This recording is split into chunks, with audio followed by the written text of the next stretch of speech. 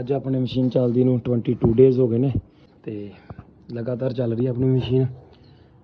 21 22 chicks निकल चुके ने ते बाकी ये अज निकले सी हुण ये अजे एक्टिव नहीं होए पूरे, तां करके आपां इन्हां नूं इत्थों कढ के होर बन्ने ट्रांसफर नहीं किया।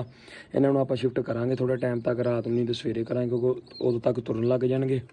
अजे तुरदे नहीं चंगी तरह, थोड़े टाइम तक आपां इन्हां नूं कर दांगे दूजे बन्ने शिफ्ट। एग्स चों चिक्स आ देखो निकलण वाले ने, होर भी एग्स अपने क्रैक होए हुए ने। ते बाकी आपां कपड़ा लाया होया गिला करके कपड़ा आपां ला दिंदे इहदे विच, इहदे नाल मॉइस्चर बनिया रहिंदा है। बाकी अपनियां इस तरह दी होर वीडियो वेखण लई चैनल नूं जरूर सबसक्राइब करियो ते वीडियो नूं लाइक कमेंट जरूर करियो जे वधिया लगी तां।